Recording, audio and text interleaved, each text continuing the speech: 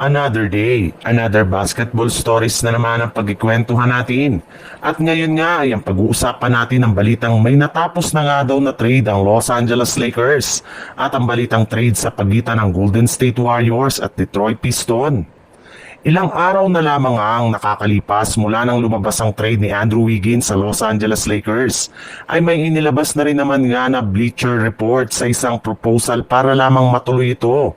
Bali dito nga ay kakailanganin ng Lakers at Miami Heat ang tulong ng Brooklyn Nets sa isang 3-team trade kung saan makukuha nga dito ng Nets sina Gabe Vincent, isang 2026 second round pick at cash considerations.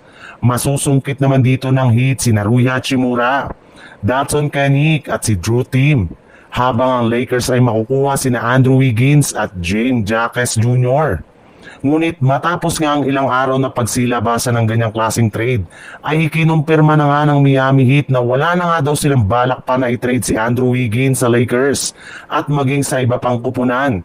Kaya dahil nga dyan ay mukhang safe na nga sa trade ang mga players ng Lakers kagaya na lang ni Rui Hachimura at Dalton Kennick na sigurado nang mananatili sa kanilang team bago mag-umpisa ang training camp.